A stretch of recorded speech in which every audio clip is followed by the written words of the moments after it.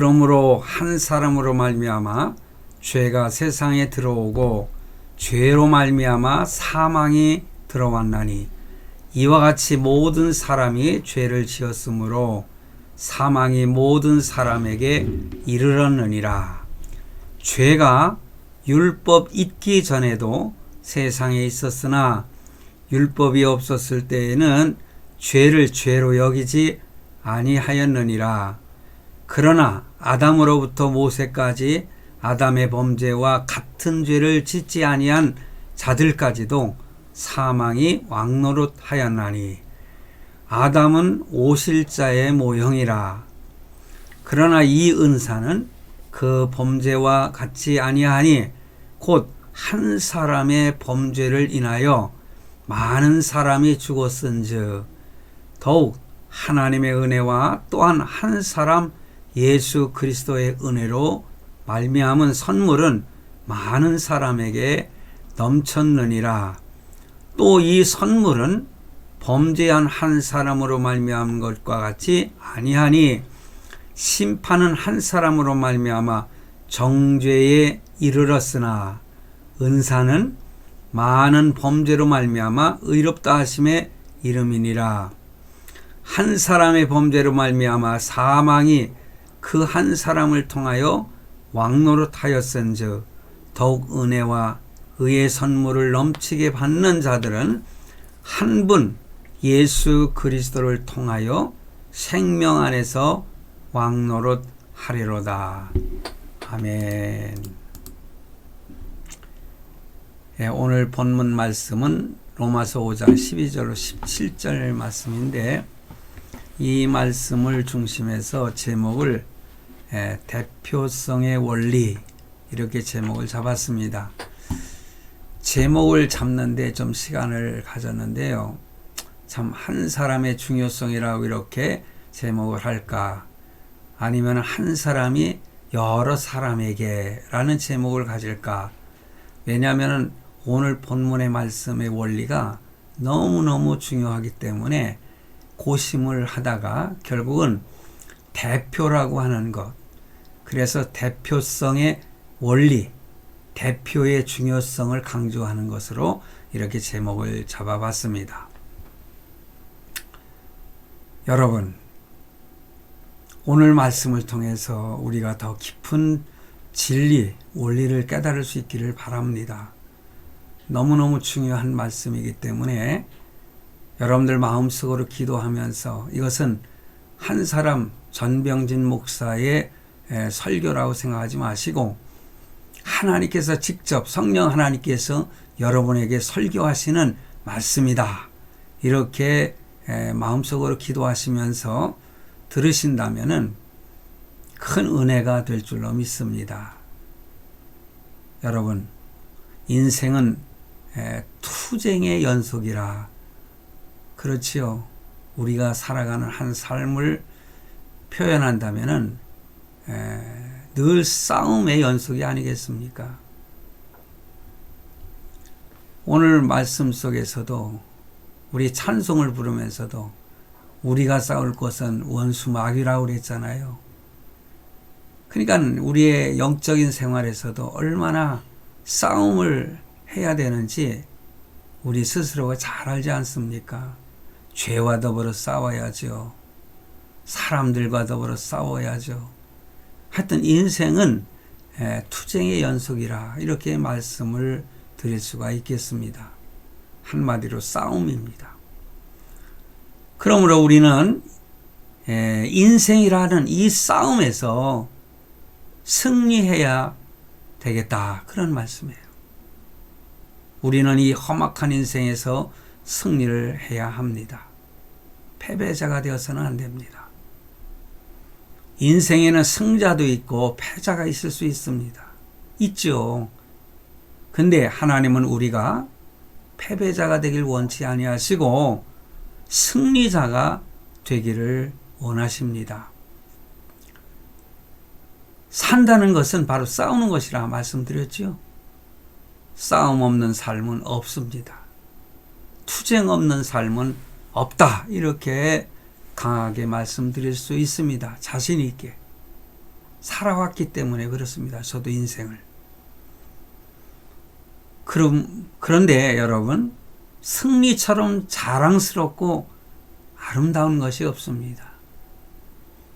승리에는 영광이 있고 환희가 있고 긍지가 따라옵니다. 패배에는 치욕이 있고 고통이 있고 아픔이 수반됩니다. 요즘 아시안 게임이 시작이 됐습니다. 이번에는 중국에서 이 아시안 게임이 열리고 있는데 많은 종목의 스포츠에 서로 열심히 싸워야 승리자가 되고 때는 패배자가 있는데, 사실 스포츠 정신은 승리자도 축하해주고 패배자도 이렇게 격려해주고 하는 것이 스포츠 정신이라고 하지 않습니까? 그런데 우리 인생에 있어서는요, 승리자만이 영광이 있습니다. 그리고 패배자는요, 치욕이 있어요. 영적인 싸움에서 우리는 결코 패배자가 돼서는 안 되죠. 승리자가 돼야 됩니다. 결국은 승리자가 됩니다. 그러나 과정 속에서 우리는 피 흘리기까지 싸우는 고통이 있다는 말씀입니다. 그러므로 우리는 승리자가 되어야 되는 것입니다. 지금 우리 인생이 지금 어떠한 상황인지는 그런 거에 큰 문제를 삼지 마세요. 우리는 최후의 승리자가 되기 때문에, 그리고 최후의 승리자가 되어야 되는 것입니다. 인생에 있어서도 전반기, 중반기, 말년 이런 것이 있잖아요. 그런데 전반기에 실패를 했어도 중간 인생에 있어서 일어날 수 있는 거죠. 그리고 마지막에 가서 승리자가 되는, 인생의 말년에 있어서 승리자가 되는 것이 가장 큰 축복이고 하나님의 은혜요 진정한 승리자가 되는 것입니다. 그런데 승리자가 되기 위해서는요, 진정한 승리를 주시는 하나님을 만나야 되고 그 하나님께 맡기고 의지하는 그런 믿음이 필요한 것입니다. 그러므로 믿음이 제일 중요합니다. 우리는요, 하나님 앞에 투쟁하는 용사로 부름을 받았습니다. 행동하고 투쟁하는 그런 용기 있는 용사로 살기를 바랍니다. 성경은 바로 이 이김은 믿음이라고 말하고 있습니다. 요한일서 5장 4절에 보면은 무릇 하나님께로부터 난 자마다 세상을 이기었느니라. 세상을 이기는 승리는 이것이니 우리의 믿음이니라. 예수님도 그런 말씀을 하셨잖아요. 너희는 염려하지 마라. 나만 믿고 따라와라. 나는 이 세상을 이기었노라. 이렇게 선포하셨지 않습니까? 그런데요, 싸움도 전쟁도 어찌 보면은 국회에서 이렇게 국회의원들이 난잡스럽게 싸우는 모습들 참 꼴보기 싫지만은 그들은 싸워야 되는 입장이라고 생각을 하는 거죠. 그런데 정상적으로 싸우면 좋은데 그렇지 못해서 국민들의 비난을 사지 않습니까? 전쟁이요. 지금 우크라이나와 러시아가 전쟁을 하고 있어요. 그 전쟁을 러시아가 일으켰잖아요. 그 러시아의 한 사람, 푸틴이라고 하는 대통령이 그러니까 그 선전포고를 하고 우크라이나를 전쟁 그 전진에 들어갔죠. 싸움을 걸은 것입니다. 지금도 그 싸움은, 그 전쟁은 계속되고 있습니다. 한 사람의 중요성을 우리는 여기서 깨달을 수 있는 거예요. 그 전쟁 속에서. 여러분, 다윗이 골리앗을 싸워 이김으로 인해서 이스라엘은 승리하지 않습니까? 여러분, 그러므로 우리는 대표성의 원리를 깊이 알아야 됩니다. 오늘 본문 말씀에 보면은 아담과 그리스도, 예수 그리스도를 이렇게 대비해서 한 사람을 통해서 인류에게 죄가 들어왔고, 한 사람을 통해서 인류가 의롭게 되는 길이 열리는 그런 대표성 원리를 본문에서 잘 설명해 주고 있습니다. 본문 12절 말씀을 보세요. 이러므로 한 사람으로 말미암아 죄가 세상에 들어오고 죄로 말미암아 사망이 왔나니 이와 같이 모든 사람이 죄를 지었으므로 사망이 모든 사람에게 이르렀느니라. 한 사람이 범죄를 했어요.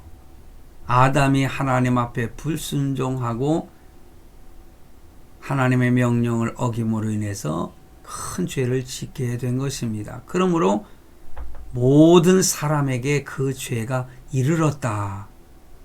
이렇게 표현하고 있잖아요. 이 구절에서 한 사람은 바로 아담을 말하는 것이죠. 아담이 선악과에 대한 하나님의 명령을 불순종함으로 인하여 죄가 세상에 들어오고 결국 모든 사람이 사망에 이르게 되었다는 말씀이 본문 말씀이지 않습니까? 즉 모든 인류는 아담의 범죄로 인하여 그 본질적으로 죄인이 되었다. 본질적으로 죄인이 된 것입니다. 그래서 본문 13절 14절 말씀에 죄가 율법이 있기 전에도 세상에 있었으나 율법이 없을 때에는 죄를 죄로 여기지 아니하느니라. 그러나 아담으로부터 모세에게 아담의 범죄와 같은 죄를 짓지 아니한 자들, 그는 뭡니까?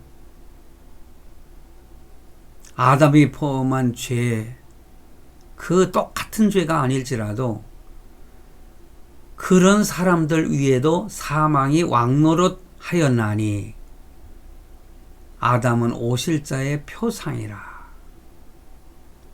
바로 율법은 모세 때부터 주어졌지 않습니까?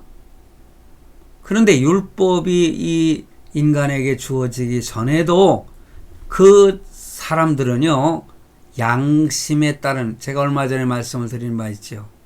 이 양심도 중요한 것입니다. 양심을 따라 죄를 짓지 말아야 됩니다. 그런데 양심을 거스리고 범죄하는 인간들, 그게 우리의 모습이 아닙니까? 율법 전에도 사람들에게 이 양심에 따른 희미한 죄의식은 있었다는 거죠. 그러나 율법이 주어진 때부터 뚜렷하게 죄가 죄로 여겨지게 되었다. 그러나 율법이 있기 전에 범죄한 것을 죄로 여기지 않았을지라도 하나님은 그것을 죄로 여기시기 때문에 동일하게 심판을 하시는 것입니다. 율법이 주어지기 전에 바로 죄도 이미 세상에 있었다고 그랬지 않습니까? 그때 아담과 똑같은 죄를 짓지 아니한 사람도 죄인이 되어서 사망의 권세 아래 놓이게 되었다. 그런 것입니다. 결국 모든 사람이 아담의 죄로 인해서 원죄를 가지게 되었다. 원질, 오리지널 길트라고 하지 않습니까? 원죄. 모든 아담으로 인해서 태어난 모든 인류 전체는 그 오리지널 길트, 원죄를 가지고 있다는 거죠. 요즘에는 사람들이 그 대표성의 원리를 인하여서 잘 받아들이는 사람들은 많이 있습니다. 그러나 거부하는 사람들도 얼마나 많습니까? 언뜻 생각하면은요, 아담 한 사람이 죄를 지었는데 왜 인류 전체가 다 죄인이 되어야 되느냐? 이렇게 반문하고 또 주장하는 사람들도 있을 수 있습니다. 너무 억울하다 이거죠. 그래서 한 사람의 행동 때문에 모든 사람에게 그 행동의 영향과 효력이 미치는 그러한 예들이 우리들의 실생활 속에서도 많이 나타나고 있는 것을 발견할 수 있어요. 우리 생활 주변에도 흔히 찾아볼 수 있다는 거죠. 그렇다면 그 대표성의 원리로 인한 그 어떤 그 구체적인 신뢰, 그게 뭐가 있겠어요? 좀 전에 제가 언급을 했듯이 러시아와 우크라이나 전쟁, 이것은 푸틴이라고 하는 한 사람 때문에 양국의, 그러니까 러시아의 군인들과 우크라이나 군인들, 그리고 러시아의 민간인들, 글쎄 러시아의 민간인들은 뭐 거의 사망이 없는 것 같은데, 그래도 만약에 그게 더 크게 확산이 된다면 엄청난 민간인도, 러시아의 민간인들도 죽을 수밖에 없는 거 아니겠어요? 러시아 말고 우크라이나의 그 민간인들도 엄청나게 죽었습니다. 지금도 계속되고 있어요. 얼마나 많은 희생자를 남기고 전쟁이 끝날지. 제가 엊그제는 사랑하는 친구하고 모처럼 여행을 좀 갔다 왔어요. 그게 저 거제도에 갔었어요. 그게 외도라고 하는 곳을 보여주겠다고 하더라고요, 친구가. 근데 하필이면 그날 그 비도 오고요, 바람도 불고 해가지고 배가 뜨지 않아서 거길 들어가지 못했어요. 근데 가만히 생각해 보니까는 그 수용소 있지 않습니까? 거제도 전쟁 포로 수용소, 뭐라고 할까요? 그런 것들을 갖다가 전시해 놓은, 거제도에 여러분들 다녀온 사람들은 잘 알 겁니다. 거기를 친구를 데리고 왔어요. 거기는 한 번도 안 가봤다고 그래서.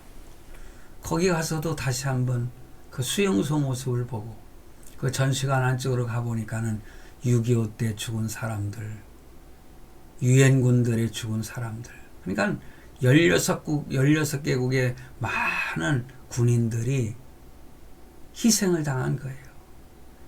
그 원인이 누굽니까? 북한의 김일성 아닙니까? 예?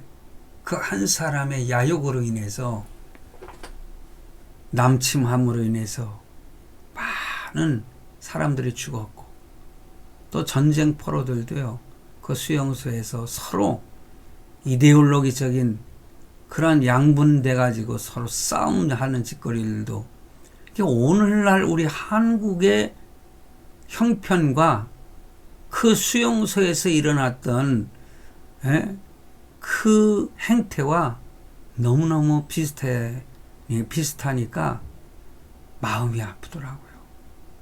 대한민국이라는 내 조국 대한민국이 언제나 변할 수 있을까? 다행히 하나님께서 윤 대통령이라는 훌륭한 대통령을 점지해 두셨다가 이때에 사용하시는 것 같아요. 왜냐? 자유민주주의를 지킬 수 있게 해주시고, 나는 하나님이 하셨다고 생각을 해요. 3일 전에 가짜뉴스를 통해 가지고 참 대선에서 승리하고자 했는데 하나님은 그거를 막아주셨어요. 그래서 한 나라도요, 대통령이 한 사람이 누구냐에 따라서 달라지는 것입니다. 이런 얘기는 해도 될까 모르겠습니다만은, 그 윤석열 대통령이 어린아이 때, 초등학교 때부터 교회를 다니고 믿음 생활을 했는데, 그의 일기를 보면은 자기는 꿈이 목사가 되는 것이 꿈이었다고 그랬습니다. 근데 그는 목사가 되지 아니했고 검사가 되었고 검찰총장까지 했는데, 하나님은 때가 되셔서 자유민주주의를 지키기 위해서 그를 대통령으로 사용하셨다. 하나님이 이때를 위해서 예비하신 것이 윤 대통령이 아닌가. 저는 그렇게 믿고 하나님께 감사하고 있어요. 왜냐? 사회주의 체제나 공산주의 체제에서는 목사 노릇을 못하지요. 신앙생활을 못하지요.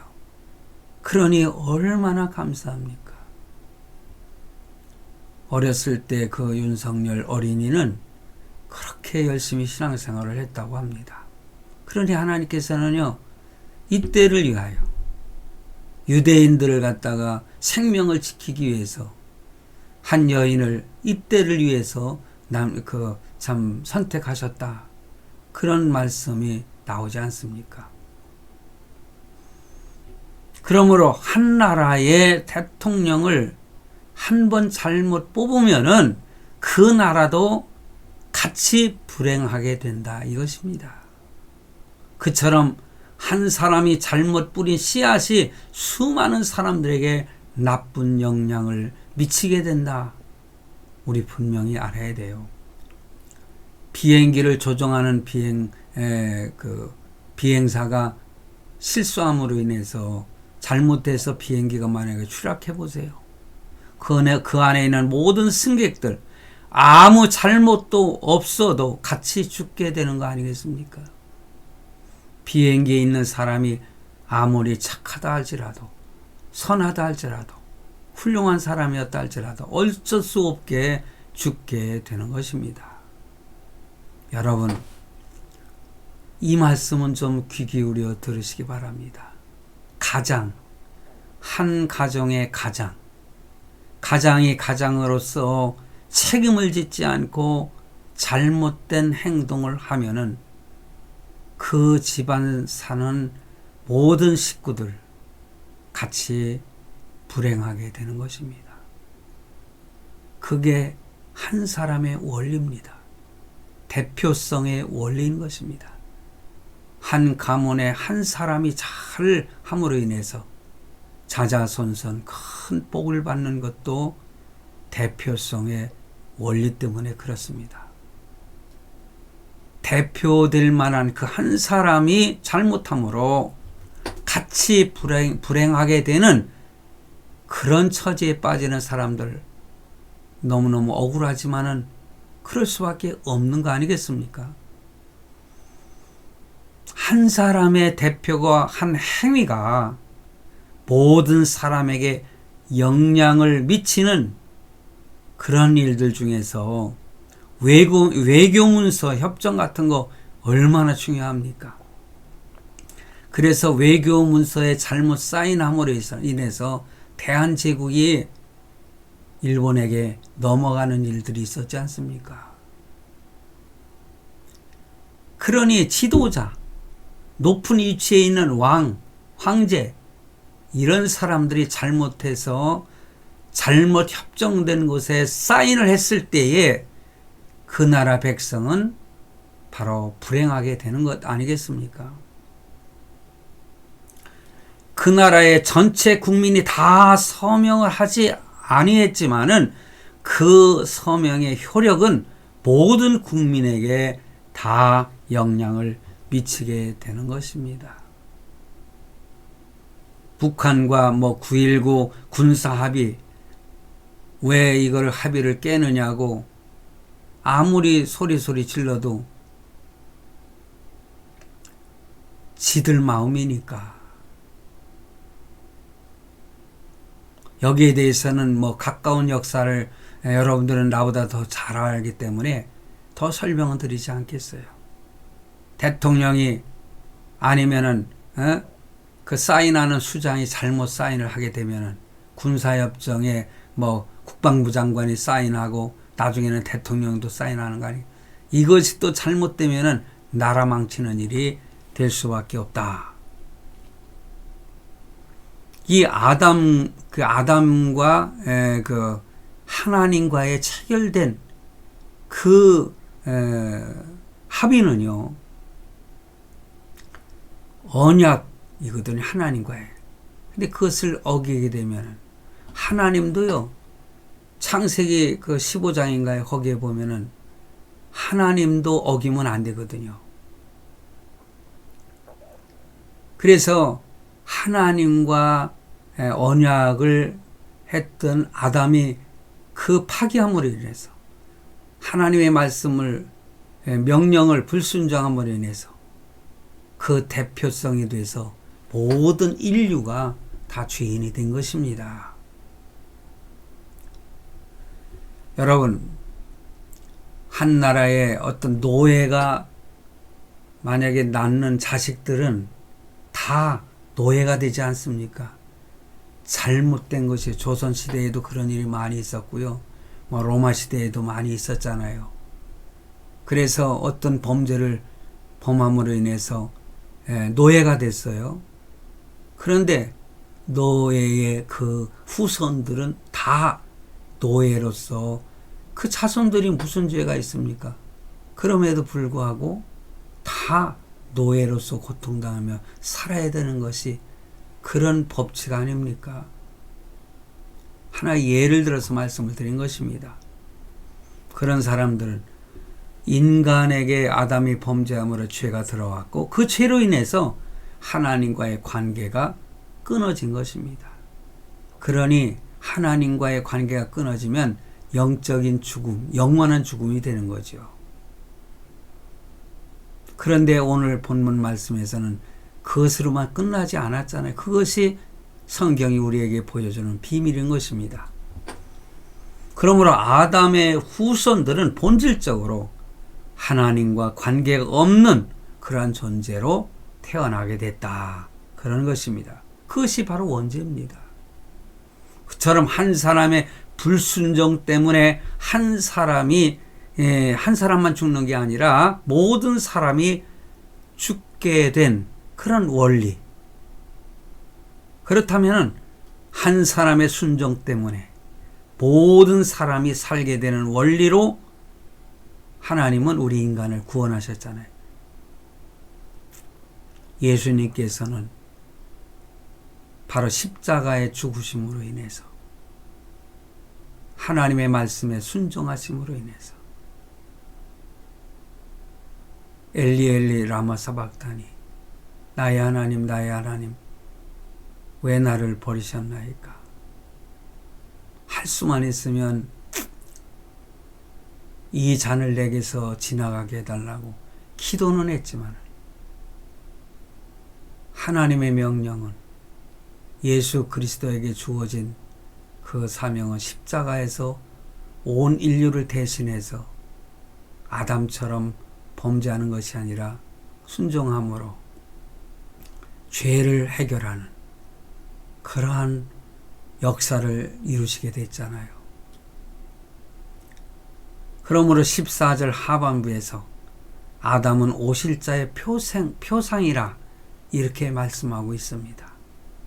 아담의 죄로 인해서 모든 사람이 죄인이 된 이 대표성의 원리가 모든 사람이 의인이 되는 대표성의 원리를 가지고 오실 바로 예수 그리스도, 그 예표가 되는 분이 바로 아담은 오실 자의 표상이라고 또 이렇게 말씀을 하신 것이죠. 그처럼 인류의 죄의 사슬을 끊고 모든 사람이 의인이 될 수 있도록 대표자로 오신 그 오실 자가 누굽니까? 바로 예수 그리스도이실 것입니다. 본문 15절 말씀을 보세요. 그러나 이 은사는 그 범죄와 같지 아니하니 곧 한 사람의 범죄를 인하여 많은 사람이 죽었은즉 더욱 하나님의 은혜와 모든 한 사람, 그러니까 하나님의 은혜라는 거죠. 하나님의 은혜로 또한 한 사람 예수 그리스도의 은혜로 한 사람이에요. 예수 그리스도도 한 사람이며 이것은 뭐를 말합니까? 예수님의 두 가지 그 성품을 말하지 않아요? 인성과 신성 중에 인성을 가르치는 거예요. 완전한 참 인간으로 이 땅에 오셨지만은 예수님은 신이셨죠. 하나님이셨죠. 그런데 사람으로서 예수 그리스도의 은혜로 말미암아 선물이 돼요. 그게 예수님이 십자가에 죽으신 것은요, 우리 인류에게 주신 하나님의 선물인 것입니다. 그 선물이 많은 사람에게 넘쳤으리라. 여러분, 우리가 구원론을 배우다 보면은요, 예수님이 우리를 대신해서, 우리의 죄를 대신해서 죽으실 수 있었던 자격은 뭡니까? 완전한 인간이시기 때문에 그래요. 이 세상의 인간은 어느 누구도 우리를 대표해서, 대신해서, 죄를 대신해서 형벌을 받을 수가 없는 것입니다. 각자의 죄는 각자가 책임지는 것이죠. 왜냐? 나를 대신해서 형벌을 받은 사람이 없기 때문에 그렇습니다. 그러나 예수 그리스도는 참 인간으로서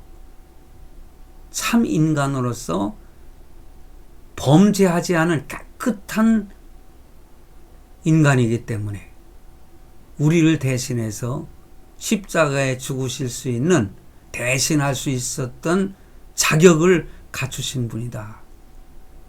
그것입니다. 그러므로 예수 그리스도 외에는 어느 누구도 우리를 대신할 자가 없는 것입니다. 여러분, 이 구절에서 이 사도 바울은 뭐를 강조하느냐? 인류에게 의롭다 하심을 얻게 하실 대표성을 가진 분이 바로 예수 그리스도라는 것을 명확하게 설명을 하고 있는 것입니다. 본문을 통해서. 그리고 예수 그리스도께서 오신 것은 전적으로 하나님의 은혜라는 거죠. 결국 하나님의 은혜와 예수님의 은혜로 말미암아 죄와 사망의 권세가 끊어지게 되었다. 끊어졌던 관계가, 이렇게 끊어졌던 하나님과 우리와의 관계를 연결시켜 주게 되었다. 그러므로 예수님은 십자가에 죽으심으로 화목제물이 되셨느니라. 화목제, 하나님과 우리를 이렇게 화목해 하시고 연결고리가 되어 주신 거예요. 그러므로 우리는 담대하게 성전을 향해서, 그러니까 성막에는 그 하나님이 임재하시는 그 성전 안에서, 성전과 또 제사장들이 왔다 갔다 할 수 있는 그런 성전으로 이렇게 구분이 되지 않습니까?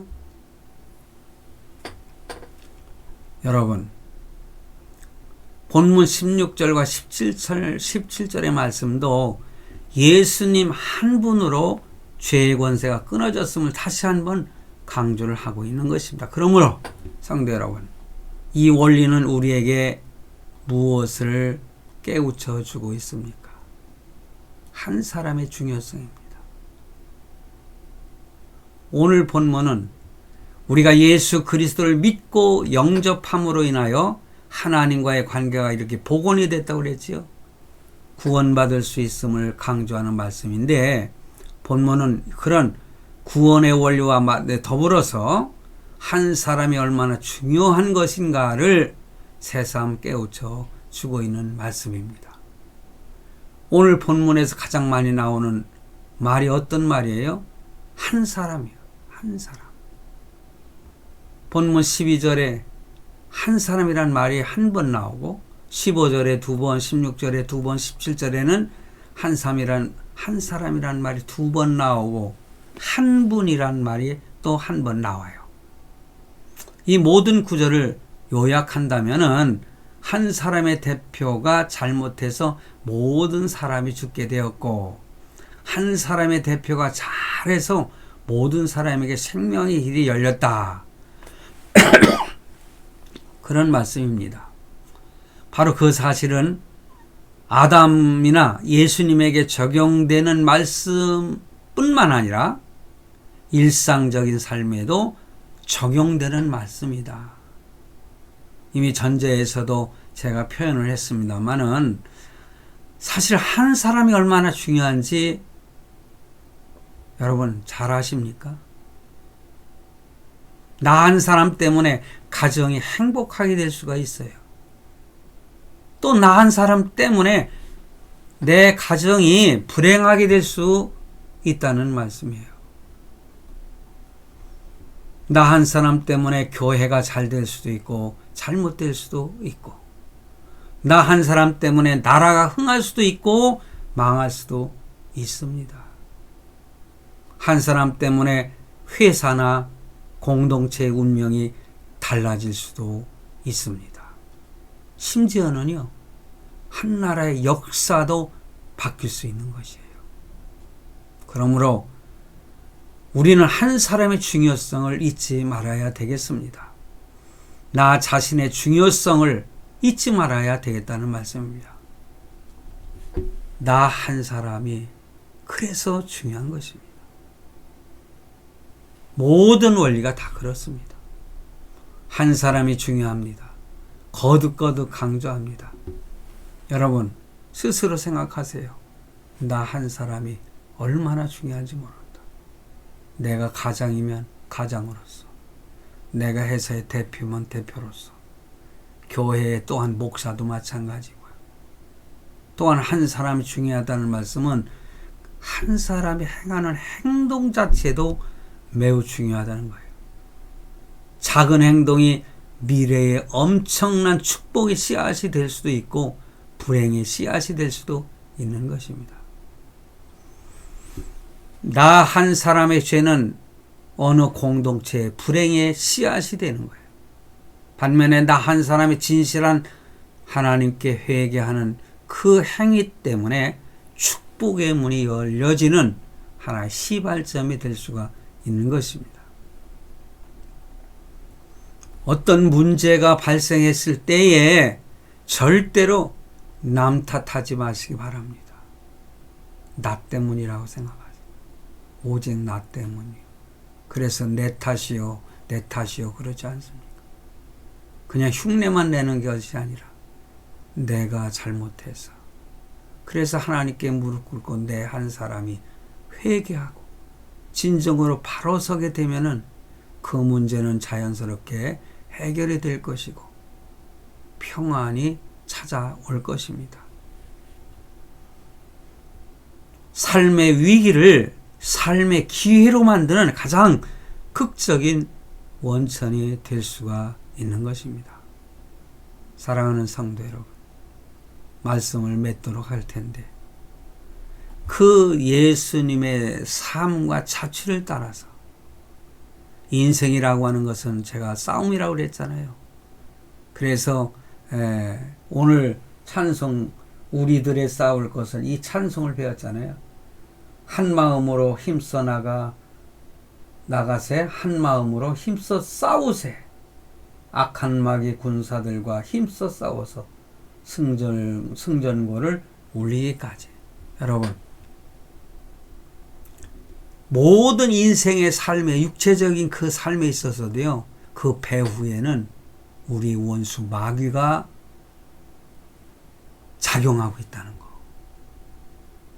그러므로 신앙에 승리하게 되면은 우리 육신의 싸움에서도 승리하게 되는 것입니다.